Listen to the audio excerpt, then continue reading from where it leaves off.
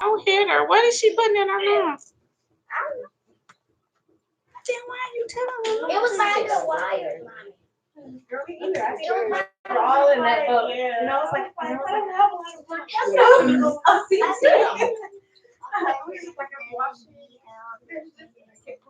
Rainbow has some pants like that where the background is white for sale. I think they're like 12. You said where? Rainbow Fashions right around here. My go-to spot. Girl. Like, oh, where'd you get that? She's like, Rainbow girl. I probably over Rainbow Fashion. I will run over there right quick in a minute. Because I'm never going to spend more than $30. Yeah. I've been trying to get more pants that goes over. I think I only did that when I was pregnant with Naila. With everybody else, I was fine with stuff being under. She was the only one. Anything that squeezes. Even this Oh, is kind yeah. of tight right now. Because it is uncomfortable, yeah. But if you just get elastic, you know. That thing that you get to me. That's a thing specifically for jeans. But how do you have your own? Because the pants used to be made like this. With that big old thing on it. But I hate maternity clothes. I just hate them. Maternity clothes and winter clothes, I refuse to wear. All right, we're about to get started, guys. Megasi, we're about to get started. Ami tutu, ami tutu, ami tutu. Tutu ori, tutu emi, tutu aye, tutu aroye. Ìbà ṣẹ́ Olódùmarè ìbà tìrẹrẹ kàyé ìbà tíwọ̀ ọjọ́ ìbà tíwọ̀ ọ̀run ìbà lẹ́gẹ̀rẹ̀ àkọ́kọ́ yẹrẹ ìbà rúmùlà ìlérí ìpín ìgbà ìrùmùlẹ̀ ọjọ́ kan tún ìgbà ìrùmùlẹ̀ ọjọ́ kan sí ìbà kánlẹ̀ ní orúwọ rúmùlẹ̀ ìbà àkọ́dà ìbà àṣẹrẹ ìbà wà ní àfínjù ẹ̀jẹ̀ ọjọ́ ọ̀bọ̀gbọ̀ ìbónidẹ̀lẹ̀ mi ẹ̀bẹ̀lẹ̀ sí Olódùmarè ìbáyé ọ̀run ìbáyé ìtúrún ìbà àwọn àbàwà tó nù ìbà olúwọ́ Baba Adobolo Fatimisha, Iba Ojubona, Bokuno Men Hochkopizunu, Papa Chito Nojito Vizunu, Iba Elo Go in your Iba Oluwami Fatai Fabemo, Iba Petibi Fale Fabemo, Iba Bogbo Ideli Fabemo, Iba Bogbo Ideli Amushan, Iba Agbomola, B Orisha, Iba Olokomejibil Nigeria, Iba Abiokuta Nigeria, Iba Ile Ife, Iba Oyotunjibili South Carolina. Share. Kò sí ikú, kò sí fòtíbọ̀, kò sí wàhálà, kò sí ọ̀pọ̀, fún wa àlàáfíà, fún wa ìwé, fún wa ìwà pẹ̀lẹ́, fún wa gbọ́gbọ́, ọ̀wọ̀. Àṣẹ, I'm gonna go over here and salute.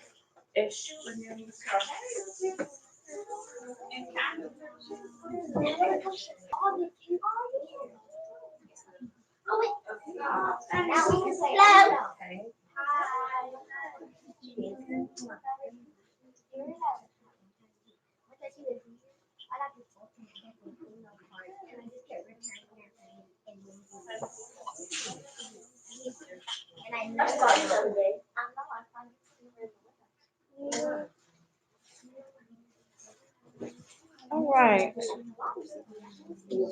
we have plates. I don't know if anybody requires plates, but they're fruit. And there's cups for the water. So there's 2 things of water down. Oh, 3. And then there's more water on the counter if anybody needs any. So I believe, does anybody remember if we've covered O'Shea in our Odu study? I know I've talked about it as far as Oshun was concerned. Nobody remembers? I don't think we have either. But I don't want to be making that up and just over Oshun in the people. Like there's really such a thing.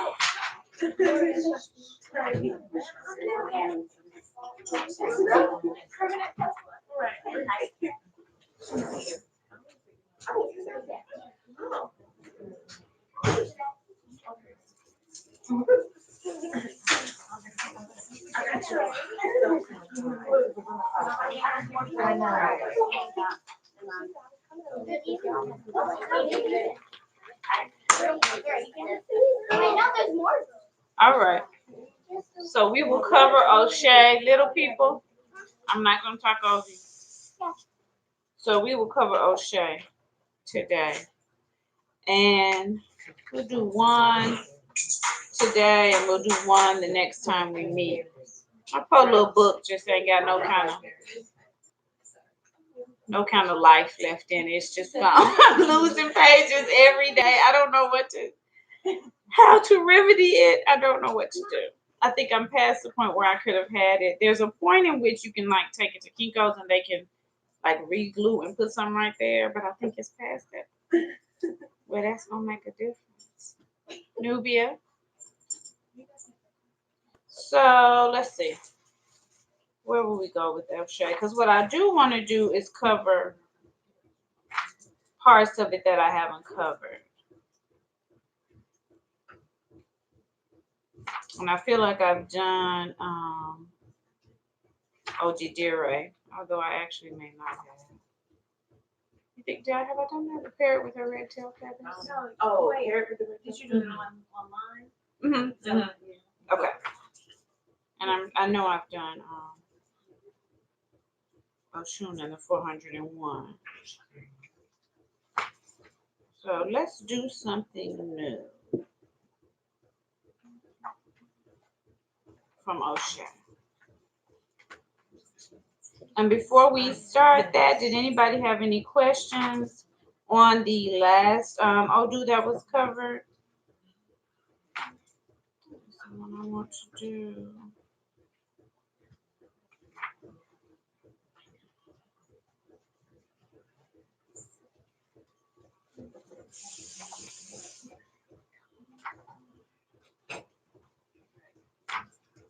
If I can do that. I feel like I've done this.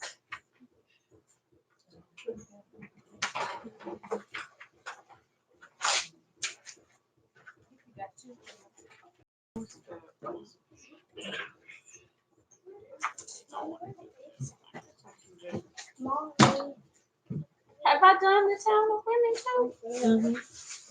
They beat all the people. Roshun doesn't know how to fight. Mm-hmm. I don't want to do.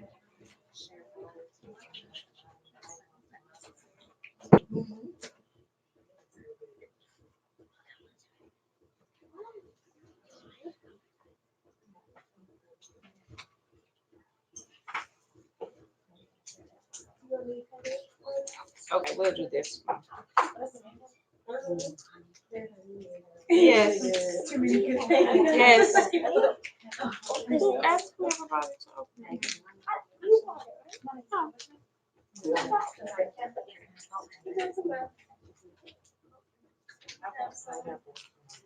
Okay, so we're gonna do the Odu that explains why we throw the Okwele. I'm gonna let everybody get settled and then we will get started.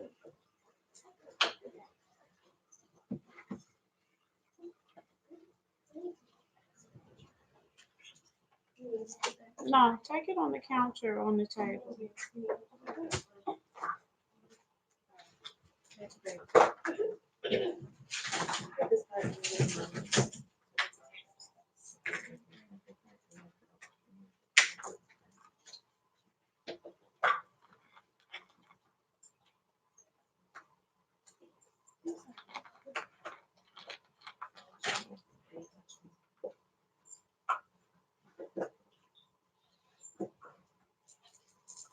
Okay, so as I always say, this is an interesting one. I can't see the bio over there, so I'm gonna move that a little bit. This is an interesting one because this is an actual Odu in Mary de Logun, but it is talking about the Ifa oracle. So as I always say, there are two different oracles, and this is the older of the two, but this is a reference to the Ifa oracle. In this particular Odu, we are speaking about Orunmila. So in this particular Odu, Orunmila was a wrestler. And he was a very good wrestler. And when you are a good wrestler, that means that you grapple with other people and you throw them, right? You have to fling them on the ground. You have to get them on the ground, and that's how you know that you won, that the other person is on the ground and does not get back up. So, Orunmila was a good wrestler.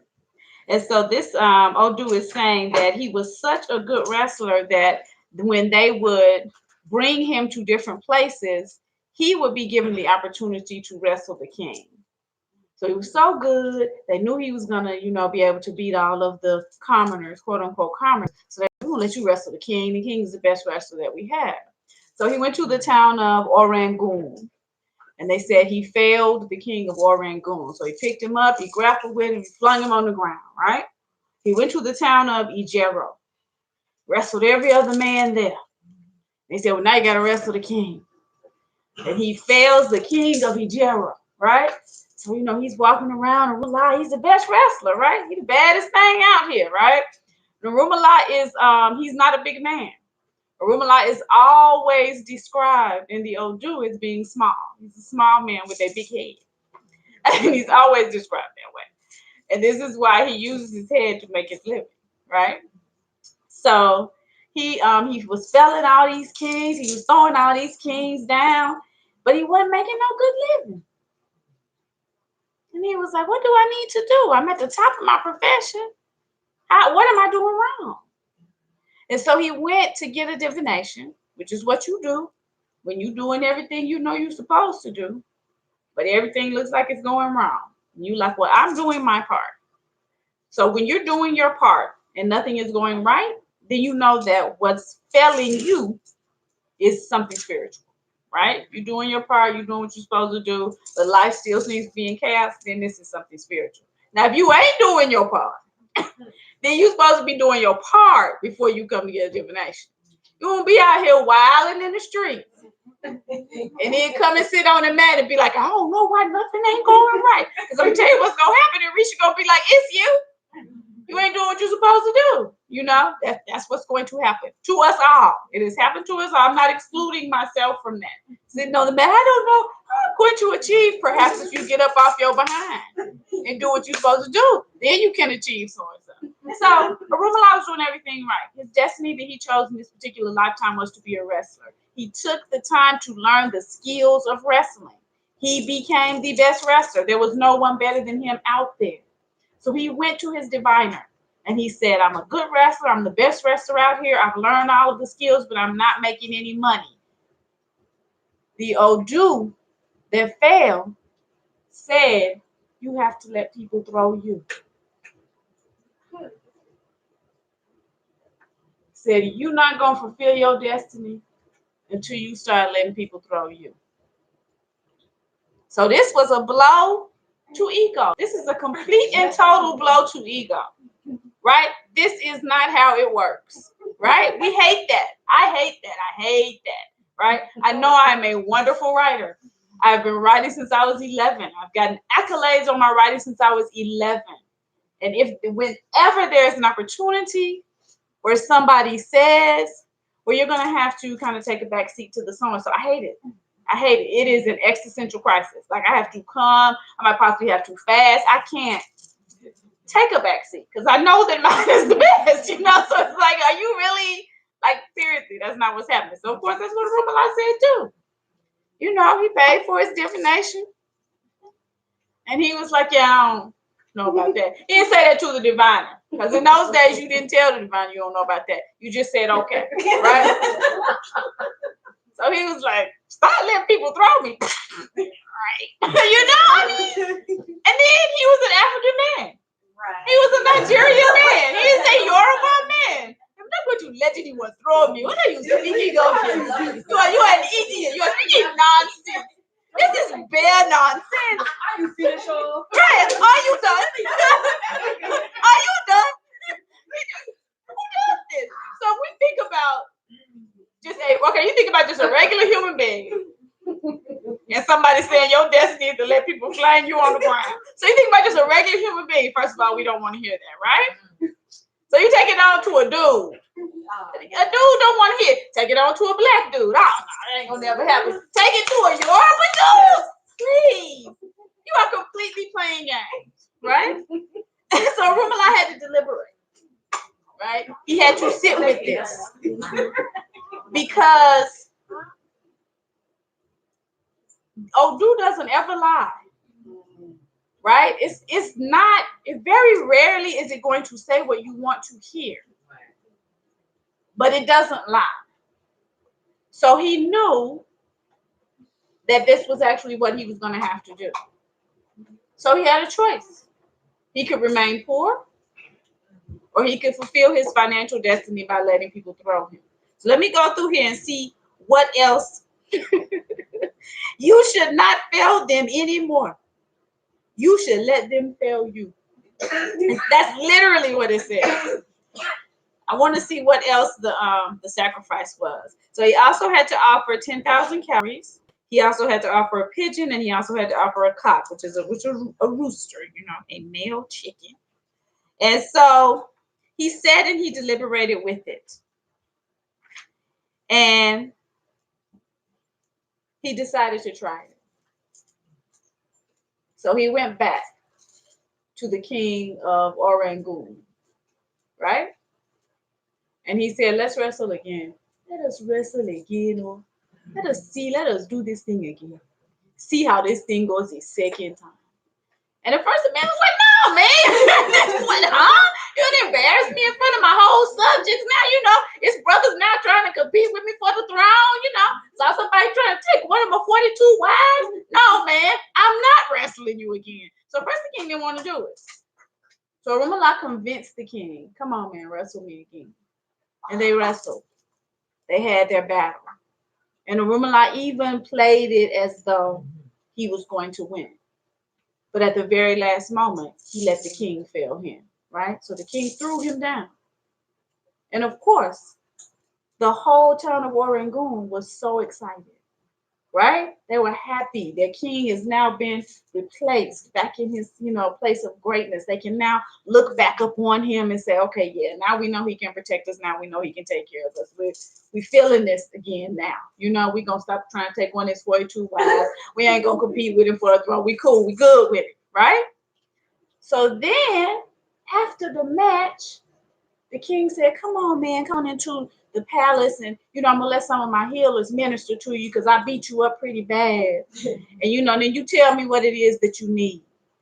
So Rumala went on back in the palace. The healers was ministered to him, they was bathing him, they was washing him in the herbs and everything. And he felt better. The king said, come let us talk. And he said, what do you want? What can I give you?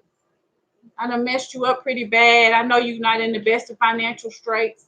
What can I do for you? Rumala said, divide everything in your house in half. And I want the other half of it.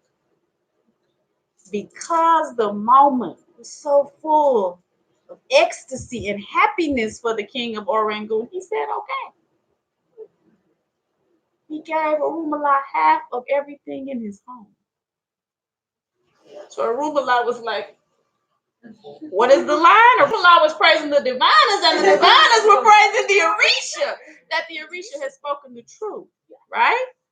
So he was like, it's allowing myself to be failed appears to be the king, right? So then he goes back to the king of Ijero, and he does the same thing. And it's, he makes it seem as though it's a difficult fight, but he allows himself to be failed. King of Ijero is reinstated back into his glory. All of his people knew. I knew it was only, some sort of trick that he won the first time. I knew that the king was actually the strong. Right, so everybody's happy. The whole town is happy. The king is happy. Again, Rumala goes to the healers. Let me do this. Let me do that. Let me minister to you. And again, he's asked, man, what do you want? What can I do for you? I done broke you down and put you in such a bad position. What can I do for you? Divide everything in your house in half and let me have it. He did it 2 times. 2 times. 2 So this is what he began to do. And that is why what? Even to this day, what do? We throw a rumala, right? We cast the opele. When we have our opele chain, when a diviner who is an initiate of a rumala divines for you, they throw it. They take that opele chain and they throw it down, right? And a rumala now, he still gets all of his power and his glory from allowing himself to be thrown, right? So O'Shea is like that. One of the biggest lessons in O'Shea, little people, is to not, first of all, to never berate those parts of yourself that you feel are your shortcomings.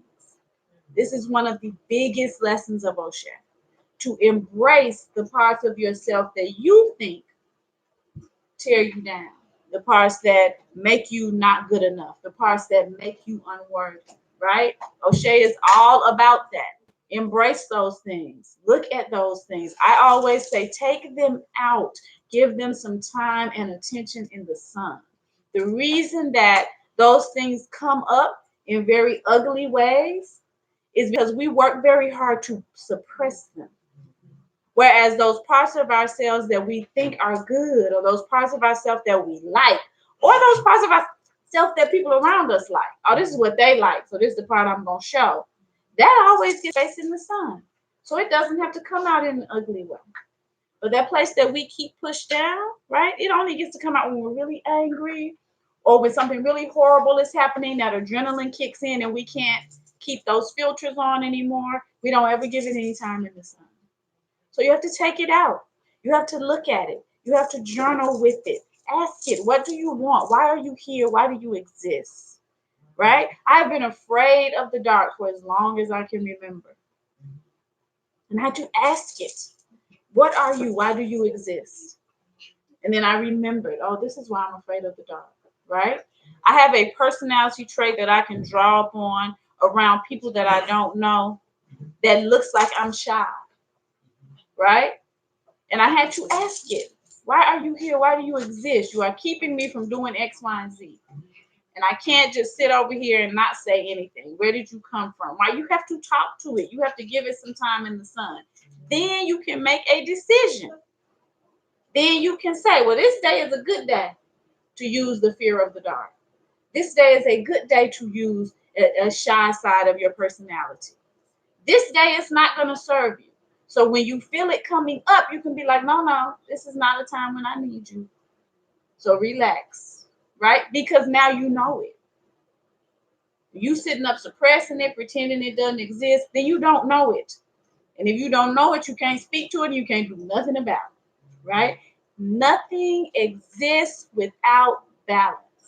You have to have parts of yourself that you consider positive. You have to have parts of yourself that you consider negative.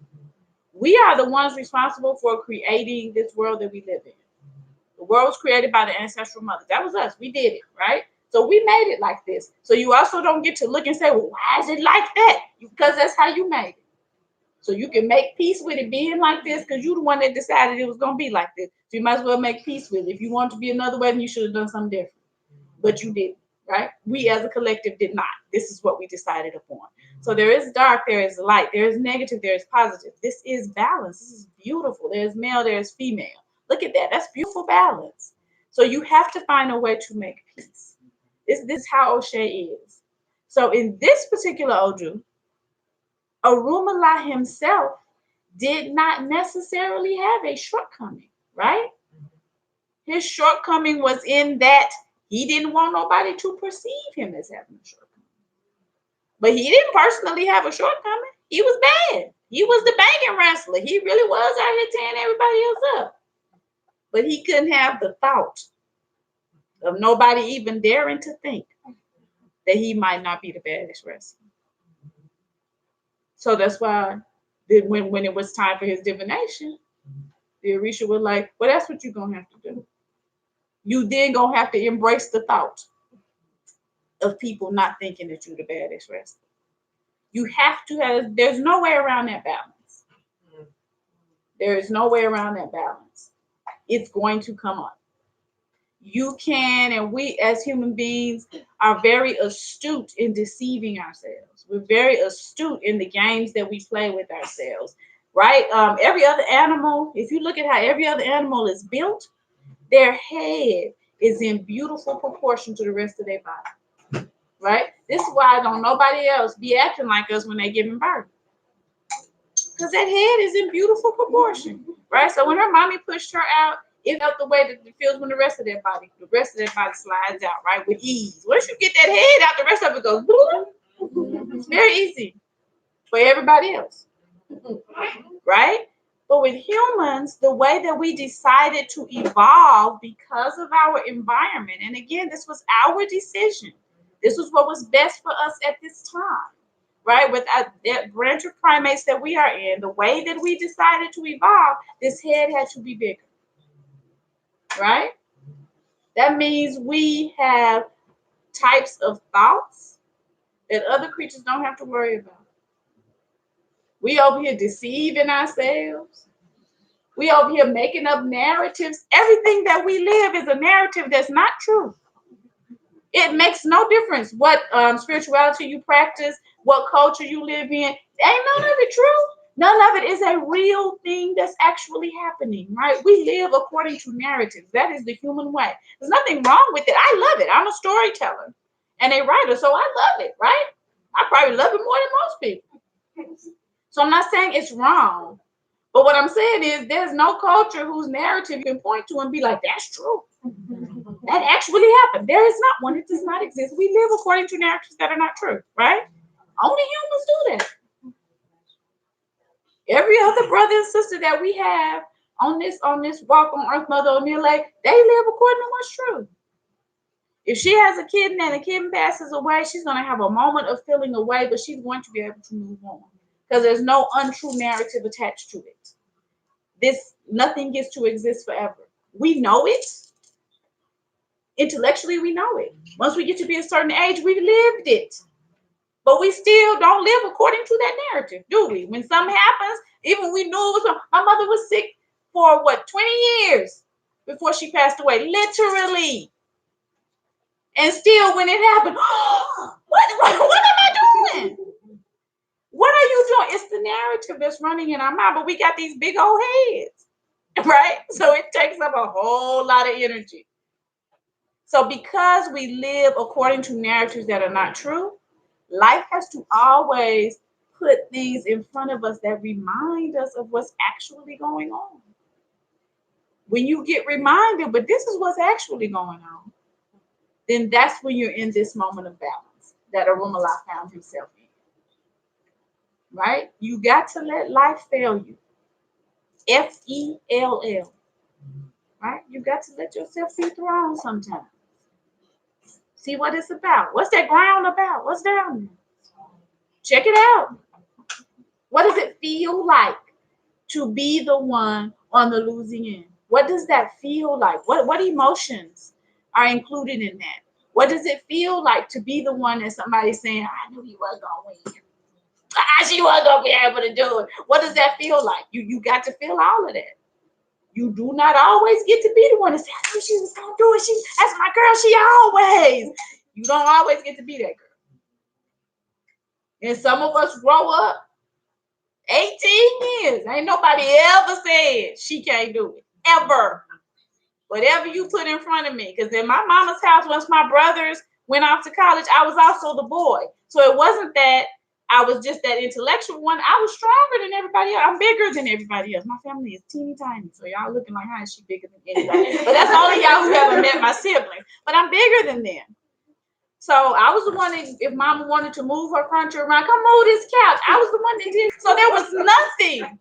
Girl, my mother was so little. I did not even know until she got sick.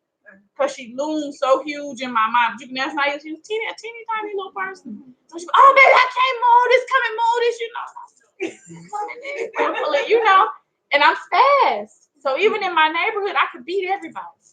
I could beat the boys. I could beat the old men. There used to be bad athletes. Everybody. So there was never anything in front of me that people thought I wasn't going to be able to do. Right? So to me, that's my life. That's it. That's you. You always, you know. So the first time you get to the campus of Fisk University, oh damn! Oh damn! Everybody cute. The hell? How is everybody cute? That was the first thing I was mad about. Everybody under Jackie know what I'm talking about.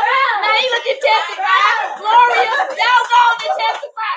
Y'all go on and testify. Because in high school, what? We was the cutest girls, right? And they tell you I ain't her. I ain't told her that yet. Ask your sister, Matuku, ask her. Girl, you get up there, you like, everybody's cute. I had to go to my room for a minute to collect myself. How is everybody cute? So then I did several times. Yes. See, y'all feel me? So everybody's cute. It's the HBCU experience. So you like everybody's pretty. So you like, okay, where do you like fine? Wait till I get in this classroom. No. Wait till I get in there. Wait till they get with this scholarship though. You get up in the classroom, you're like, everybody's smart. Girl, I had an existential crisis second semester freshman year. I called my mom and said, I don't think college is for me. I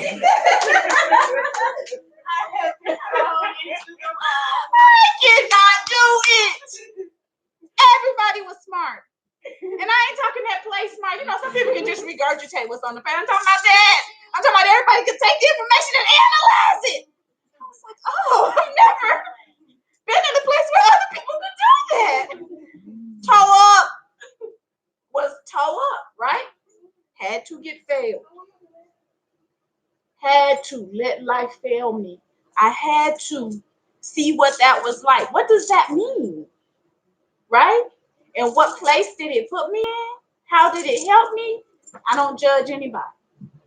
I also don't ever assume that I'm going to be able to do the X, Y, and Z over somebody. I don't assume that. I know that I'm going to come in here and utilize the skills that I have to give it my best, my absolute best, right? That's it. Little people, cooperate with everybody else. That means work with everybody else. Okay? All right. So I can go in here. I can skillfully do what I'm supposed to do. And that's what I have to give.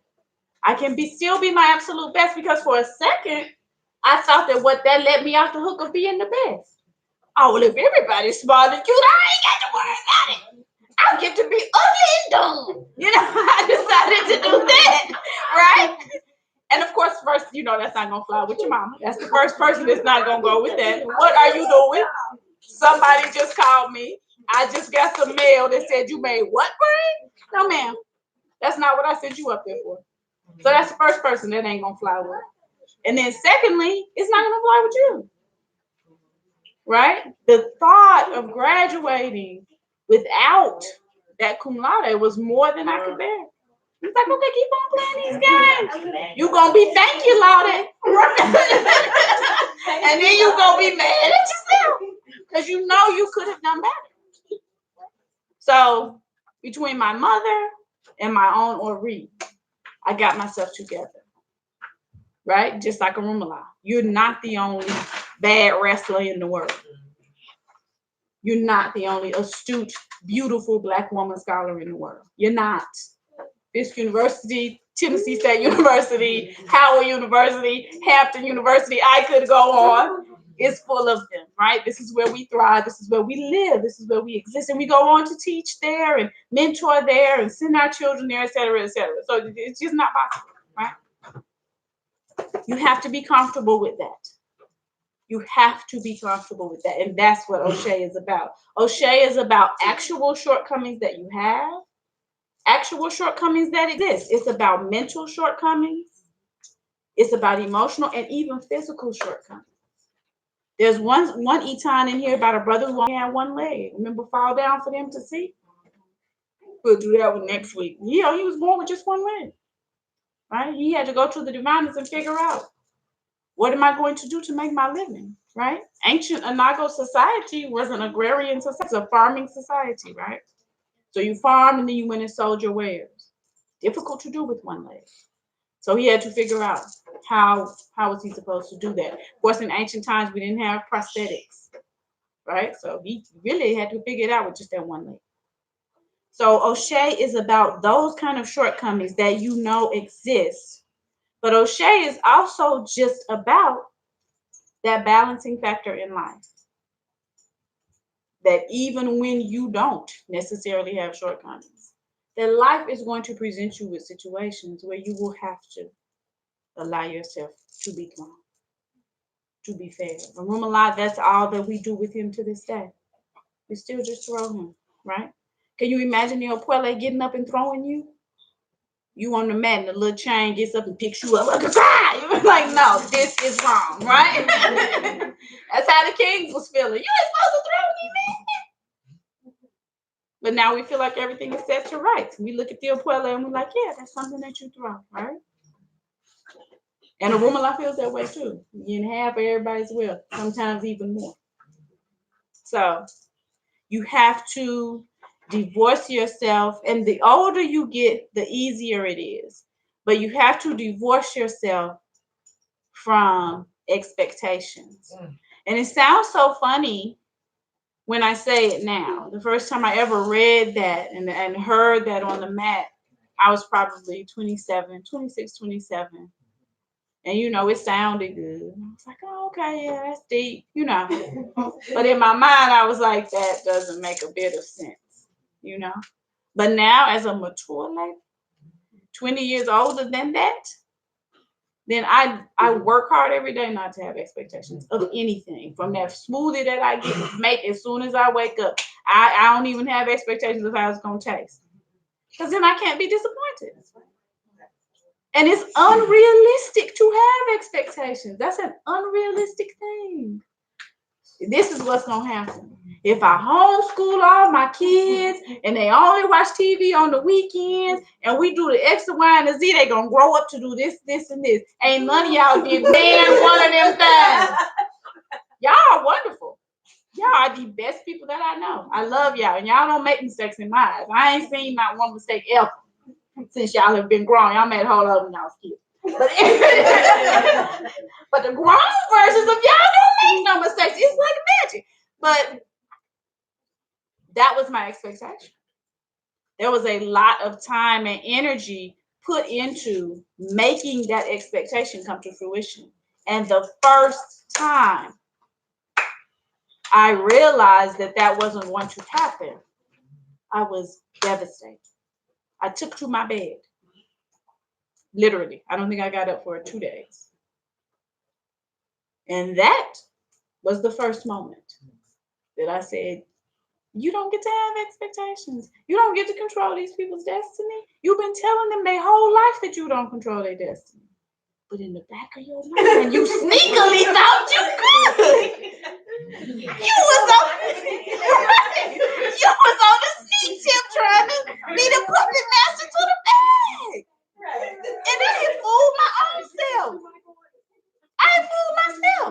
I didn't think I was trying to control their destiny. I thought I was letting them be free. And the first time somebody actually did something freely, I took to my 48 hours I had to lay down. Oh, Lord. She gonna do what? I was so up. So you can't, if I can't have expectations about the people that I literally created inside my body, then how I got expectations about anybody, anything else? For real. I was talking to Naila the other day. I don't watch the weather. I don't watch the news. I don't do nothing. I know it's going to rain if I look out that window and it's raining. If I look out that window and look like it's going to rain, then I bring the umbrella. If I open this door and it's cold, then I put on a coat. Because any of that for me, that's too much of an expectation to build up. And I can't have that letdown at the end of the day. It never did reach 80 degrees. I can't have it at the end of the day. Whereas if I open this door, I'll be like, it's cold. Put on something cold, put a shirt on under it so that if it gets warm, I can take that other shirt off. That's the extent of what I got for them. looking at the weather and waiting on that 80 degrees, that's gonna tear my soul up. That's gonna tear my soul up, girl. I'm gonna be tore up for the whole day. Where's the 80 degrees that I was promised? See? I'm not in a sundress. Toe up, girl. Messed up in the game. So O'Shea is like that. It's more important to expect balance than to expect any sort of black and white from life. Life is not black and white. That's hard for me because I hate gray areas. But life has nothing to do with black and white. Life has nothing to do with things being an extreme. It's either this way or that way. Life has nothing to do with that. Life has nothing to do with it literally is all positive or all negative. Life has nothing to do with that. There is no villain, there is no savior. That does not exist in life. It has nothing to do. Those are the pretend narratives that we have going in our head. And O'Shea will come in and bust that down. It's the old dude that busts all of that down. Like, that's not what's happening. So if that's not what's happening, you are left to figure out what's actually happening. I usually find humor in it. I be like, well, that's what was going on all along. When y'all first started, exerting your own personality and being yourself, that I had to, after I got up out of bed, I had to laugh at myself and be like, what the hell was going on? And not only is that not what was going on, that's what you was encouraging. Right. So not only do they have their own thoughts about stuff, you the one that told them to have it. So shut up and get out of the bed and let these people have their own thoughts. Right? Girl, toe up my little song. Toe up my song. But yeah. So life isn't like that.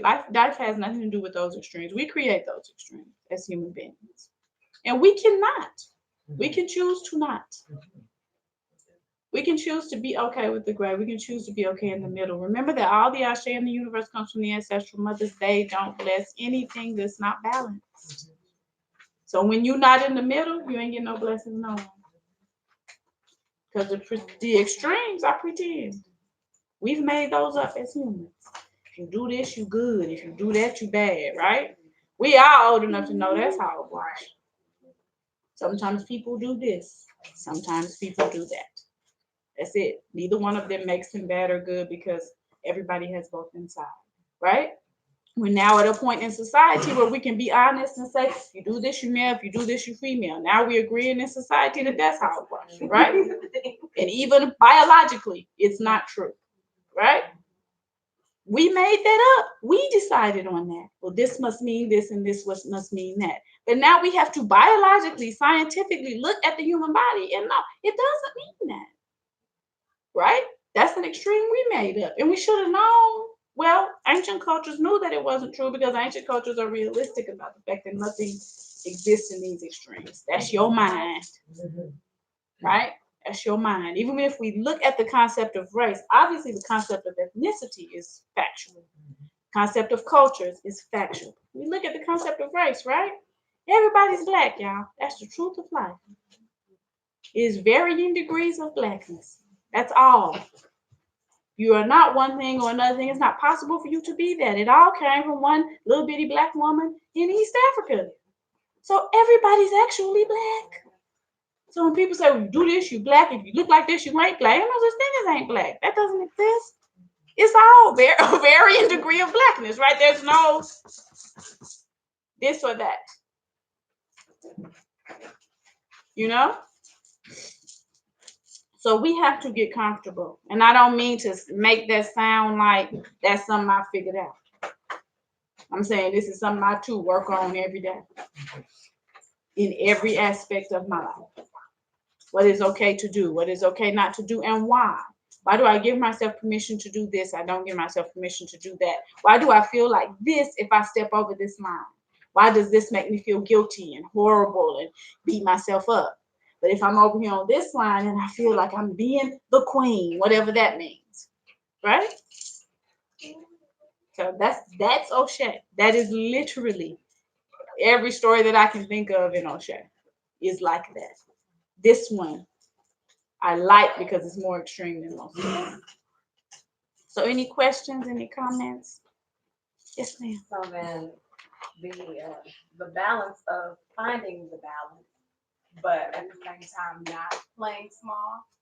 Right. Because you still have to be fully you. Be fully you. So the expectation is that you are you with no chaser. You are you with no dilution. Right? It's like the difference between the straight Jack and the Jack and Coke. The universe is not expecting you to add no Coke to it. It's straight. And so I put up a thing the other day and it said, if looking at you in your full glory blinds somebody, then let them be blind. They destiny that they chose was to look at you and be blind. So that's what your ancestors expect. When we all talk a lot about what our ancestors died for, but they died for us to be our full selves. The fight is always for full selfhood. So you're supposed to be you, as blindingly brilliant as the full you is. You is generally that little girl that your mama jokes about. Girl, oh, she got into everything. Oh, she was asking all these questions. Oh, she has such a smart mouth. That was you. That's the you I'm talking about. Right? She didn't never sit down. Lord, I can never get her to go to sleep. Oh, she ate everything. She ate up all the food in my kitchen. Right? All of that's you. You're right. That was So that's the expectation. That even through going through your societal conditioning, which makes you able to exist in society with other people. That's what societal conditioning does, right? That's what your mom is for. It's what women are for. Women created civilization. And what that means is we taught everybody manners, right? Just because you're trying to get over here, don't step on Mickey's foot. That's what my mother taught me. I'm not stepping on her foot because in essence, at my regular self, don't care about her foot. My mother taught me to care about her foot. Okay. So those societal conditionings that we have, I'm not saying that they're wrong, but I'm saying you have to be fully you. And you have to know when the correct thing to do is to push in front of her. There are some days when that's beneficial for you and the people that you are responsible for. And the reason that is okay is because there's going to be a day when she has to push in front of you for the goodness of her and the people that she's responsible for. So fully you is fully you in every way. But with the full expectation, because Yoruba society is based on the full expectation that she's going to be fully her too. So it's not fully you and you just a shining beacon and everybody else is down here. It's that everybody is up here. And if you meet modern Yoruba people, they still live like that. They don't have any qualms, quote unquote, cheating you out of something. They don't see it like that. Today is his day to win. Tomorrow it will be mine. So fully you. I'm supposed to be fully me. But it's just 3 people that you worry about. You can't worry about whether or not I'm up here being fully me. So if you did have to push in front of me, and then I sit back here and instead of getting up being fully me, I start crying, that's not your concern. You got to keep on being fully you. Elsewise, if you don't, these people don't eat. And they don't get an example of being fully them. You cannot be worried about me crying. You my girl, so you can text me and be like, girl, please stop that crying. Right?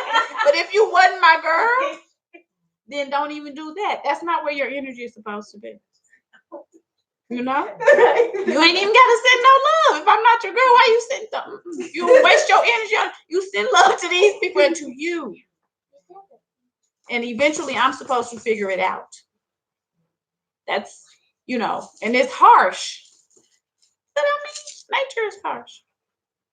Right? Real life is harsh. It ain't fun and cute and pretty. Other birds ain't out there necessarily sharing their worm with the next bird. They sharing their worm with their little birdlings. Next door neighbor tree bird ain't getting none of that worm. And if he's hungry, then he's hungry. That's how real life is.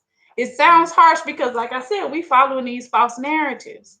But our expectation is that the next door neighbor bird is going to get his butt out there and get his worm. because there's worms out there for him. It just ain't the worm you got. So you did have to snatch that from him because that worm wasn't meant for him anyway. That's your worm. So yeah, I mean, that's the expectation. You ain't gonna ever meet nobody from anybody but from anywhere but the United States whose parents do not expect them to be reaching for the absolute highest fruit. That is the expectation.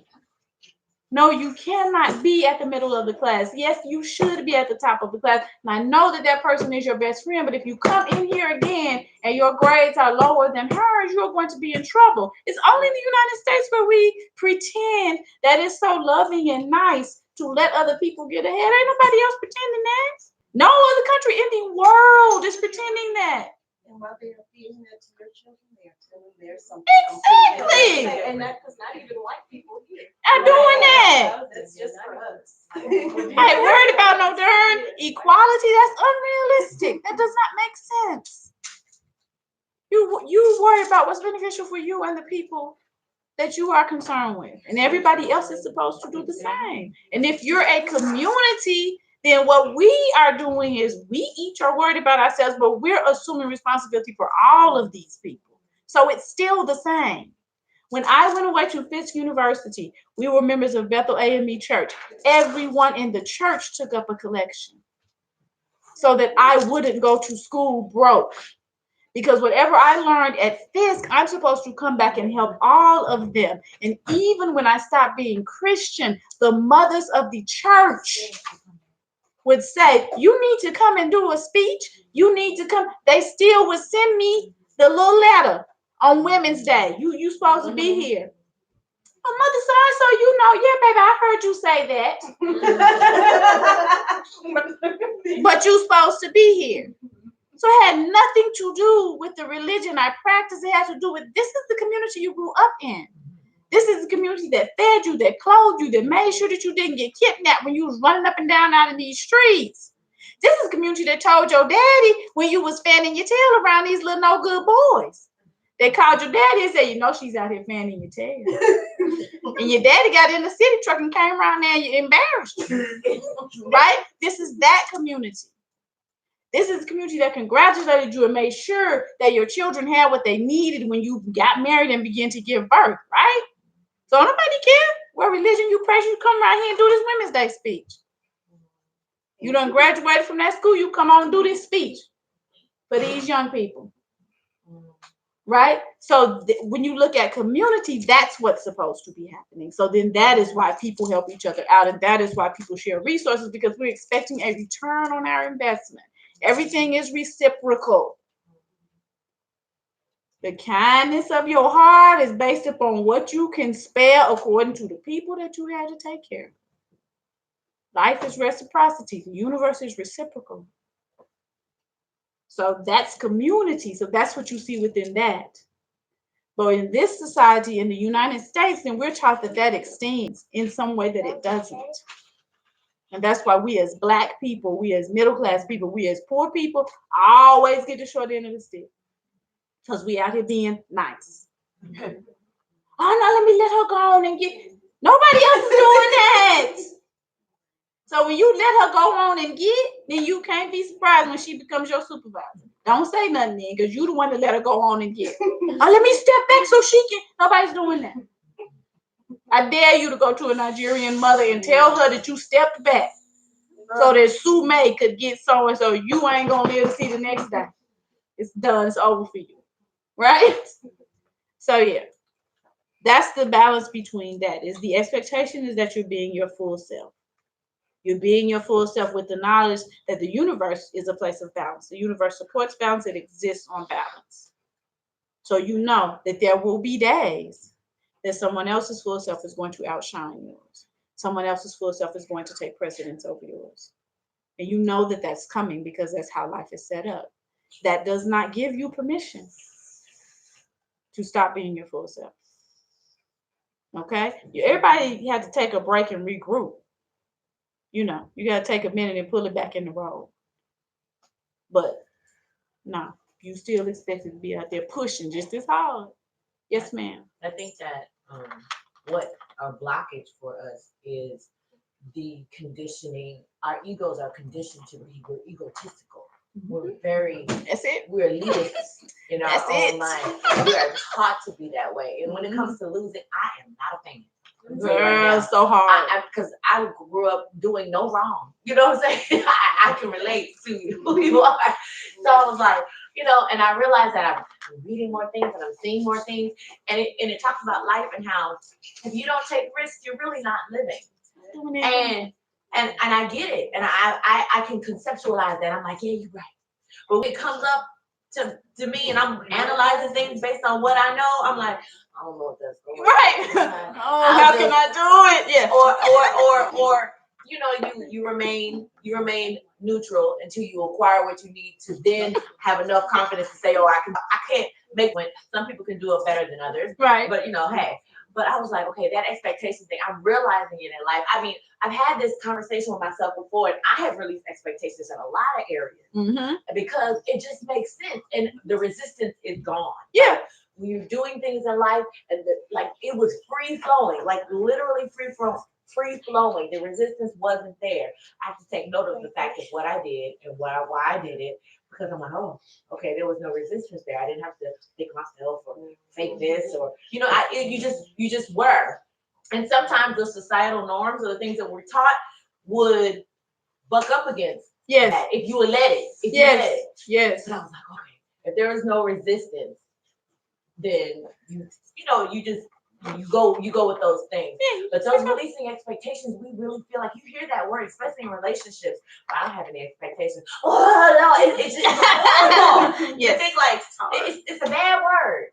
It's a bad word to say that I don't have any expectations for you. And it's just like, what you mean? Like, and I'm like, it's not a bad thing, but I see that in even the people that I work with. It's hard for people to release expectations. Yeah. It's really hard. Yeah. But it's great on the inside. But let people be them. Especially in relationships, let people be them. And then if them is something that you can't live with, then it has nothing to do with you. Oh, we take it so personally. As women, we are taught to take it completely personally. Right? I wasn't cute enough. I didn't cook the good food.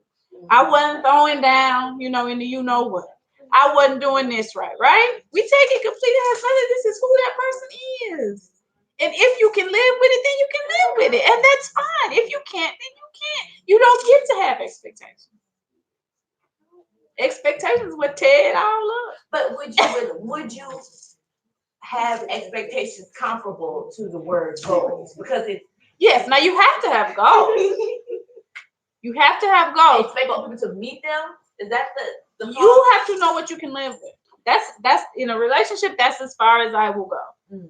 You have to know what you can live with, right? I was raised by certain types of men, and my brothers are certain types of men. So that's the type of man I can live with.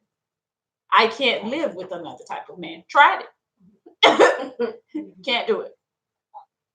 So my expectation is in that way is for you to treat me like my father did. I don't get to have that expectation because he wasn't raised by my father.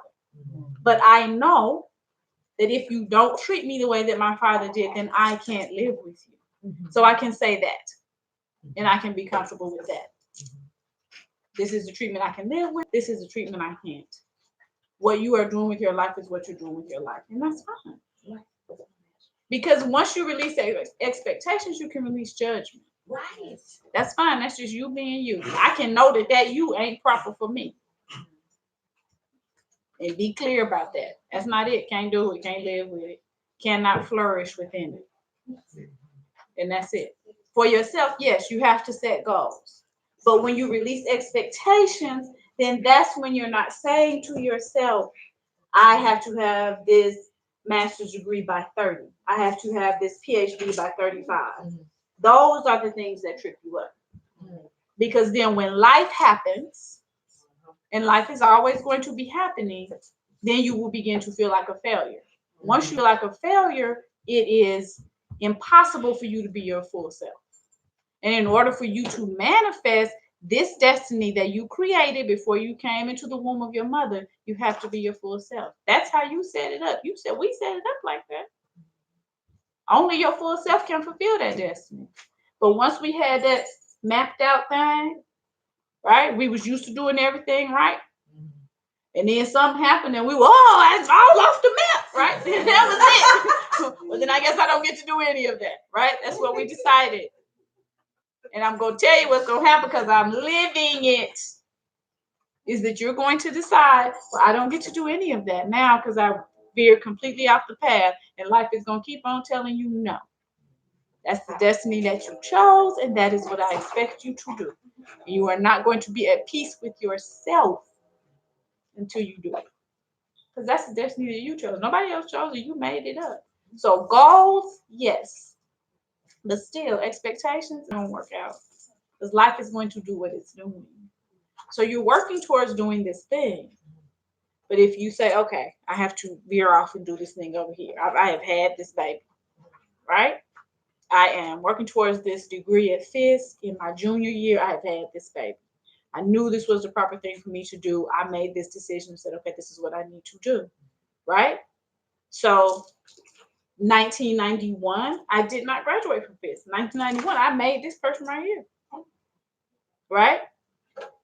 What I don't get to do, I'm sorry, 1990. I'm sorry, 1991 was when I made, I was like, but I was supposed to graduate in 91. It wasn't you. It was the one after you. So I made that other person who's at work. So, well, I was making you younger. You should just roll with it. Roll with it. I gave you a year. So my decision could have been, okay, I'm off of this path. I did not get this degree. I'm not going to do this thing. Right? Because my expectation of that goal was that it was going to go a specific way. Now, I already decided that I was going to marry that man, the same man, right? So us getting married didn't bother me, right? We had been engaged for a while, so it didn't bother me that we got married. But the child thing, I was like, okay, this is throwing me completely off the path. I ain't going to do it because I can't do it. But there's no way. That my mind, my Ori wouldn't let me rest. So then I get the degree in 1993. There it is. It's done. Goal still met from the place that I wanted it from in the way that I wanted to do it. You see what I'm saying? So yes, you will set goals. There's no way to not. There's no way to succeed if you don't set goals. But you have to let go of those expectations and you have to see that life is going to happen. You also have to ask yourself, okay, then what was I supposed to learn from this thing? Because that put me all the way over here. I was walking straight to that table. Becoming somebody's mommy put me all the way over here. So why am I over here? You have to ask yourself, what am I doing over here? You know, ask yourself. You the one that took yourself over there. Also, don't ever put it on nobody else. Because that's how you can, that's when you get to the point where you can't figure it out. Kamari, come here.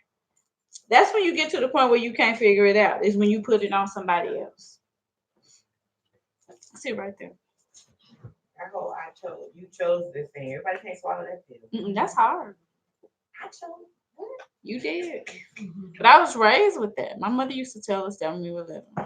We would not want to do something that she said, or we didn't want to eat the type of food that she cooked. She said, well, you should pick somebody else to be your mama. Because you knew this was kind of stuff I was going to cook. Well, you know I wasn't going to let you sit here and watch TV all day. So if you want to watch TV all day, you should have picked somebody else. So I had to make peace with it from very small. But yes, it is hard. So why did I choose to? But it's also completely empowering. Why did I choose to do that? How did I wind up over here? Right? You get into a horrible relationship. Nothing takes you further off your path than a toxic relationship. Boy, you be all the way over there by that table trying to figure it out. Oh, just sitting on the table. You know you're supposed to be over here, right? Why did you choose to do it? What were you working out? What were you figuring out? And you get to do that. You get to figure it out. You get to work it out, right? Life is long. Right? The beauty of being African is that life is so long. We're the healthiest people on the planet. We got a whole bunch of health disparities, but seriously, these bodies are the best built ones on the planet. What? So life is long, and your spirit is eternal. So I always say you got forever to figure it out, right? You don't have to literally, so you don't have to rush it. But this life is long too, so you got time. You over there dabbling 10 years in a toxic relationship. That's a long dabble, right? Boy, that was a dabble and a half, wasn't it? Right? But eventually you'll figure out what you are doing there. Once you figure out what you're doing there, then you can leave. Because you ain't going to leave before then.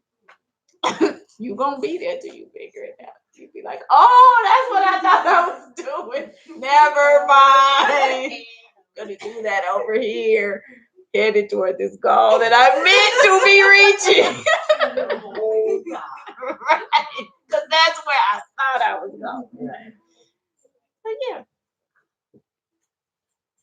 Any other questions, comments? I was just thinking about the fact that even when you are allowing life to fail you or humble you or make you bring out parts of yourself that you may or may not, find to be the best parts of yourself, it's more effective if you are already in the process of being your full self. Like in the OU, nobody would have cared about Orunmila throwing the key. He would not have made, half of everybody's belongings if he was not already being his full self and throwing everybody in the beginning. If he was being, thrown the entire time and just being a lower version, I'm not gonna let people throw me, doing all that sort of thing, then it would be no thing to throw him. Right. And nobody would be concerned about giving him half of what they had. Yes. But it was only because of what that meant, I threw the greatest Right. wrestler in the, entire town. Mm-hmm. Very much so. Because that being your full self to me is such a protection. It is a complete and total protection. What? Huh?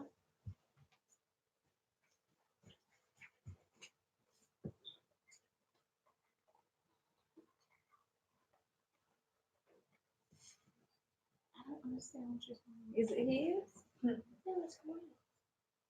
Okay. Go and check and see if he's harming something that belongs to you. If not, then leave it alone. If he's not, then Nubia, you leave him alone, okay? But yeah, to me, being your full self is protective. It's the complete protection. Like you, because you don't accept any nonsense when you're your full self. Your full self is what we now look at as having proper self-esteem and proper self-image and proper self-love, So then when nonsense comes your way, your full self is a natural buffer to that. Also, when you're being your full self, sometimes nonsense is scared to try to engage you. I didn't even come over there. You didn't look like. I have literally been told that you didn't look like I could speak no nonsense to you. Well, praise Ocean. I was gonna try to holler, but you didn't look like me. Praise Ocean. That is the look I am going for. Didn't know that was the look I was going for. And have been told, oh, you look mean. Oh, you look this, or you look that. What do they tell us African women all the time? Smile. You so much prettier when you smile. Then I'm good, bruh. Sis, whoever's asking me to smile, I'm good. I try to look pretty. I don't owe nobody pretty. I don't owe you that. You gonna get this full dose of this full self. And if that means you scared to come into my office with a ridiculous request, then that's one less ridiculous request. Right. Because people have told me that on my job. Well, so-and-so told me to ask you to do whatever, but I was scared to ask you. Good, go with somebody else. I got enough to do.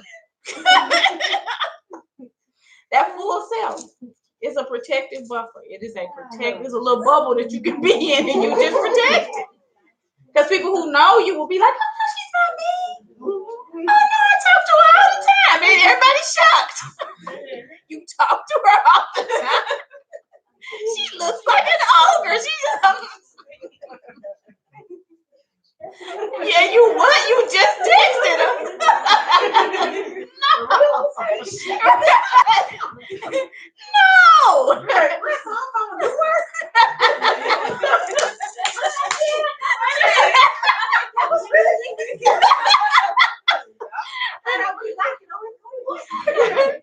Like, no.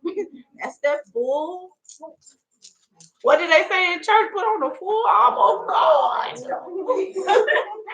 Right? But from the perspective of our tradition, that's you. All of that is you. So that's where you want to be sitting. Nubia and Josephine, keep it down. That's where you want to be sitting, is in the middle of that. And you are protected and safe when everybody realizes she's about her business. She's on that path, and that's what she's doing. Right? She's not gonna be steered from it. She's gonna go on and do that. So yeah.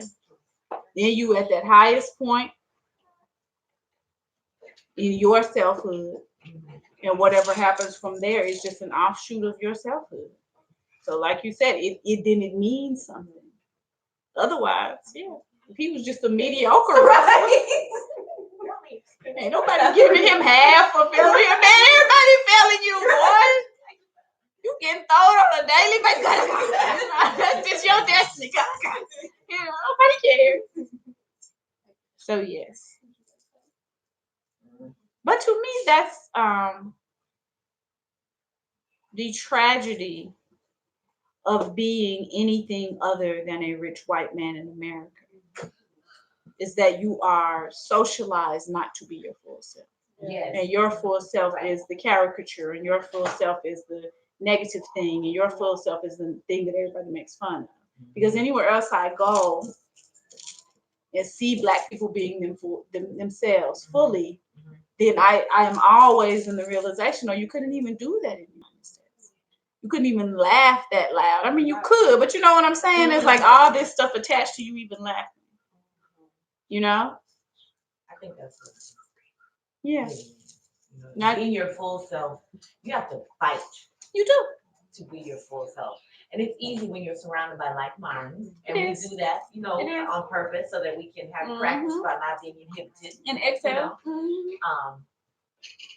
And yeah, the cloak that we have to put on when we choose. We choose at times to put the cloak on. It's just because I know you. Right. And I just don't want to deal with you. I'm not doing that. Yeah. Right now. You know what I'm saying? So being my full self is realizing who you are and going to the left. Yeah. And that's not being yourself. That's not bad. You know what I'm saying? Being wise, Yes. when you allow people to see all of your shine, because you really don't deserve it. Yeah, you don't get You it. really don't deserve Yeah, to see you don't my get full self. Mm-hmm. But not allowing the fuck shit to happen, that's a standard. Yeah. And we have to remind ourselves that it's okay to not deal with that too. Yes. But the balance between allowing people to see your full self, that's the right capacity. You're just not gonna get that. Yeah, everybody doesn't get it. Yeah. Very much so. But yeah, we're very much socialized to be in a constant state of be something else. And that's why I always very much talk about the absolute necessity of Black people traveling to Black places. You have to go to Black places. You have to. Don't be swayed by what you see. Don't be swayed by what you've been taught to believe about a place. Literally go to Haiti. Literally go to Cuba. Like, go. Be in a place that's Black. And see what immediately happens. I will never forget the first time I went to Barbados. And when I came back, my plane was delayed in Miami. Boy, Miami and these plane delays. How many times has this happened to me?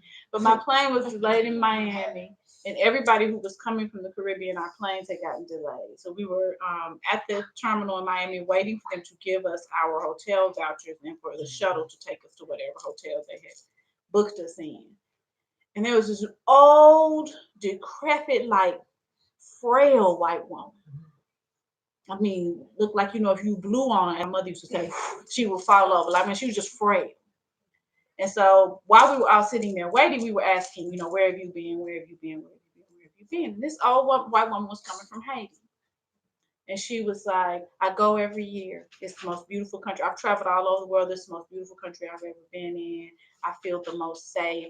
This is where I do this. I wouldn't ever try to do this anywhere but Haiti, blah, blah, blah. And I was like, look at that. And here we steady more being fed that it's too dangerous to go. It's too bad to go. It's not beautiful. It's not this. So that's what I mean. A lot of times we don't travel to Black places because we think, oh, that's not the high end, blah, blah, blah. I can't stun on the ground if I'm in Haiti. You know, I got to go to so and so. But what I'm saying is for Black people, it is mentally and emotionally essential for you to go to Black places. Because then you are in a space of being your full self that you may not have experienced before. When I first got to Fisk, that's how I felt. I was like, I can play my music as loud as I want. Nobody's gonna think anything. I can put this on. I can eat this. I can do that. Right? We don't realize how much we're restricted here until we're not. So for me, it's part of the process of healing. For me, it's part of the process of remaining sane. It's taking breaks in places where everybody looks like me. And I want the majority of the people around me not to have ever had these limitations and restrictions. They don't even think about it. It doesn't cross their mind. You know? I've grown up watching everyone else's children run completely wild in the store and play in the store and touch things. And the store owner just say, oh, that's all right. I've grown up watching everybody else's children do that. And I've grown up walking by my mom's side like that right there. And making sure that my arm didn't even graze up against nothing. Because I knew if it broke, my mom was going to have to pay for it, right? So I'm going to walk through the store like that. One of the most beautiful moments was being in Barbados. I had Kamari Newby and whoever else's children that I was watching that day. And as soon as we walked to the grocery store, everybody ran in a different direction. And I was like, oh, what am I going to do? And I must have been standing there looking like that. Because some lady was like, oh, let them play. Let them play. They're so beautiful. Let them play. Right? And I was like, I can just get my groceries. This has never happened. I didn't get to keep these people by my side tight when I'm also trying to push this back. So they was just running, playing. Sometimes I would see them when I got to a certain hour, they'd be, hey, and they would go on, you know, about their business. Because then I was the person in the store whose children could run, and everybody in the store thought they were cute. It's cute that they've knocked over that whole display of songs. Right? I was that person, which I never get to be here. Right? Somebody's going to ask me to pay for it here.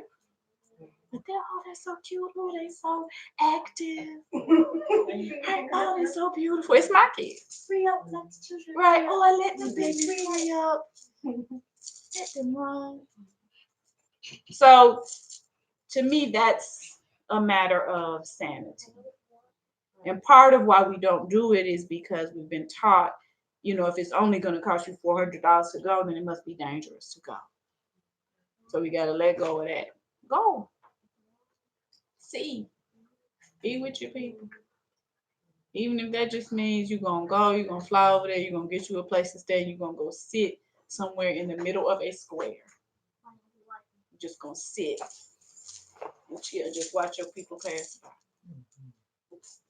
I've never been anywhere that was all Black, that once they realized I was from America, they did not say, welcome home. Oh, we know you're so happy not to be in your white line. Yeah, white man.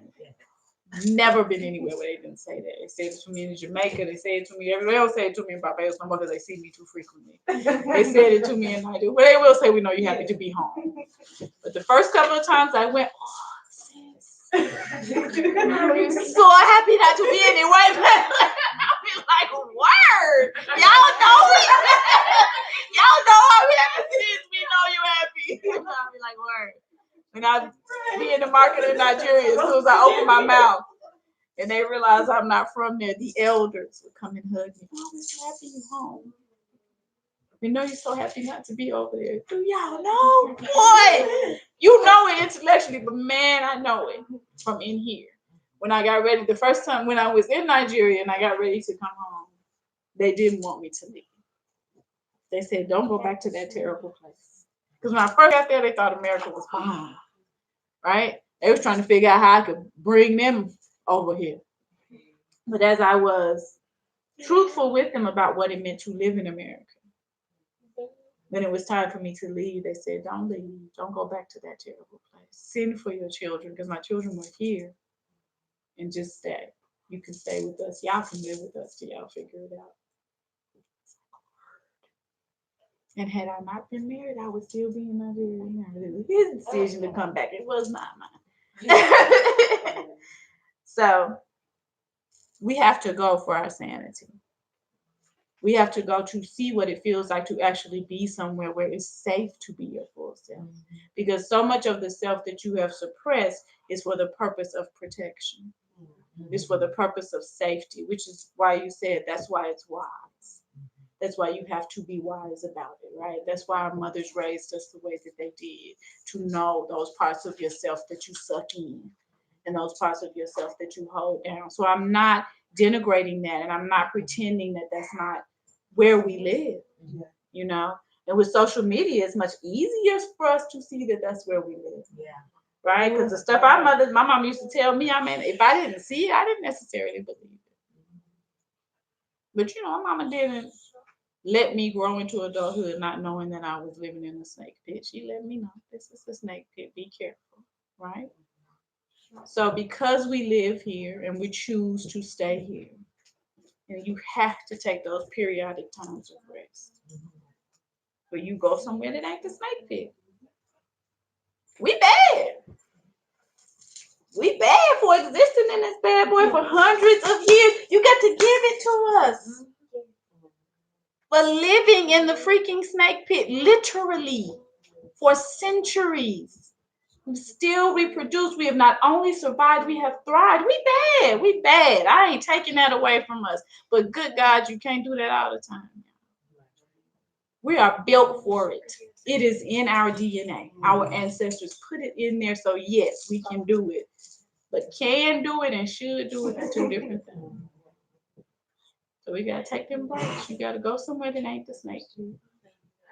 But when you were talking about social media, I think it's a good time to be alive, because Yes. we have the opportunity to glean from people all over the world about how beautifully awesome Yes. and amazing you are. People Yes. are starting programs. People are doing things. People are saying, hey, you want to come back over here? We got a place for you. You can travel. You want to leave? You know what I'm saying? We have women and, Yes. and men and everybody that are melanated and that are choosing to be their full selves Yes. out, way out loud. Yes. Because some of us can't be out all the way out loud like Right, that. right, So, right. okay, that's what's up. Okay, Right. that makes me do a little bit, a little Exactly. bit, go a little bit more on the, out loudness. Yes. Because, like you said, everybody's levels are different, but we can encourage each other because it was not always this way. No. We did not always have these people who are choosing to be themselves in the way that they do, and the technology has allowed us to spread it. And yeah, we can see it really quickly and really far.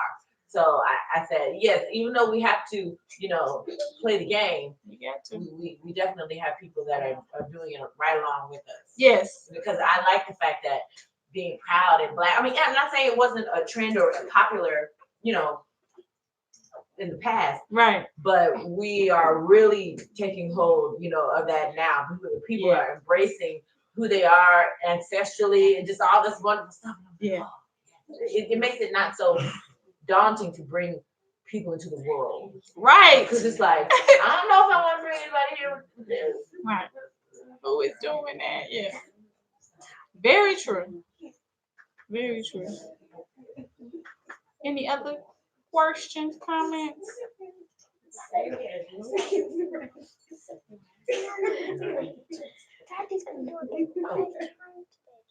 She did. Oh, she did. All right, that's it. So, all right, online family, we good. I will be reading y'all. You know what? I'm gonna read the comments now because I don't even know this program sometimes doesn't let me read them later. Don't be in there doing stuff you know I don't want you to do in my house. Where is the house? Consummate comment. I am so happy to hear that, Miss Adora Howe. Blessings on you. We're happy for you. All right, you guys. Peace. That doesn't tickle me. Yes.